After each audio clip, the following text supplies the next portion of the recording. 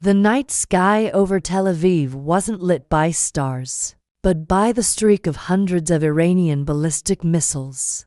For years, the world feared this moment, the direct clash between the two most advanced militaries in the Middle East. It started with Operation Lion's Roar, a massive Israeli strike supported by the US. But Tehran's response was immediate and calculated. This isn't a one-day battle. It's a systematic military campaign designed to test the limits of human technology and national survival. Are we witnessing the dawn of a new era of global warfare? Let's dive deep into the heart of the storm. Chapter 1. The inciting incident. The conflict didn't just happen overnight. It was the result of a chain reaction. After Israel launched a high-precision air operation targeting Iranian missile development sites and strategic infrastructure, the silence in Tehran was deafening. But that silence didn't last. The Iranian government issued a clear warning. As long as operations against their territory continued, their military response would be relentless. Within hours, the first wave of ballistic missiles was launched. These weren't old-era rockets. These were sophisticated systems like the Khorramshahr, capable of reaching targets over 2,000 kilometers away. The goal was simple but devastating: saturate the enemy's defense and prove that no one is untouchable. Chapter 2. The doctrine of tensions. Unlike many wars of the past, Iran didn't throw everything at once. Their military doctrine relies on phased escalation, by launching missiles in waves. Rather than a single massive strike, they achieved two strategic goals.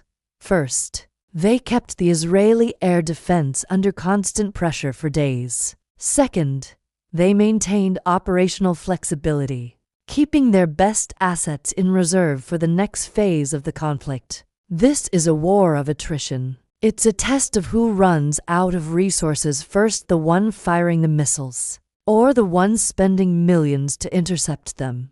For Tehran, these missiles are more than just tactical weapons. They are instruments of strategic deterrence. Chapter 3. The shield of iron and steel. As the missiles crossed the border, the most complex air defense network in the world sprang into action. This is the layered defense of Israel. The Iron Dome, handling short-range threats and artillery. David Sling, built for medium-range ballistic threats. The Arrow system, the final line of defense against long-range ballistic missiles. Outside the atmosphere, the night sky became a battlefield of metal and fire. While the interceptors were highly successful, no system is perfect. Even when a missile is destroyed in midair, the falling debris shrapnel weighing hundreds of kilograms causes significant damage on the ground. This is the reality of modern missile warfare. Even a win in the sky can be a loss on the ground. Chapter 4. The logistics of survival. The true battle is fought behind the scenes in the command centers and supply lines. Intercepting a single ballistic missile often requires firing 2 or more interceptors to ensure a 100% kill rate. When hundreds of missiles are coming in, the inventory of interceptors drops at an alarming rate. This is why Israel didn't just stay on the defensive. They initiated counter-launch operations, intense airstrikes targeting the launch pads and storage facilities inside enemy territory. The objective was to stop the missiles before they even left the ground.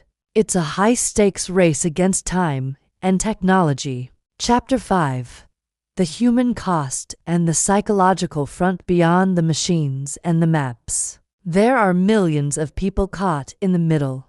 In Israeli cities, the sound of air raid sirens has become a rhythmic part of daily life. Schools are closed, public gatherings are banned, and life has moved into reinforced bunkers.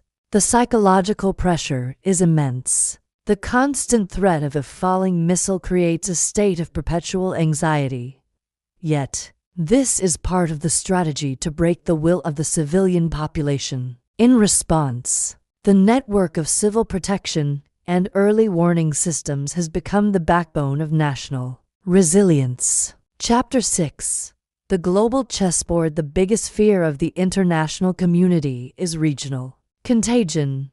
Iran has a vast network of regional allies, while Israel is backed by the military might of the United States. If the conflict escalates further, it could draw in actors from across the globe, turning a regional dispute into a global crisis.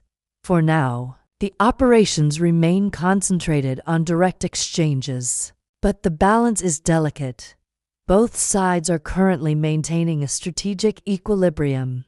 Both can strike, and both can defend. Neither side has lost the capacity to continue, making this a prolonged campaign rather than a swift victory. Chapter 7.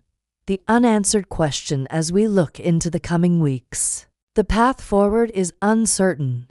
Will international pressure force a de-escalation? Or are we heading toward an all-out regional war? Modern war is no longer just about who has the biggest gun. It's about who can survive the longest under the crushing weight of a sustained campaign. The missile war between Iran and Israel has entered a complex new phase. It's a campaign of endurance, where every launch and every interception tells a story of technology, power, and the desperate search for security in an unstable world.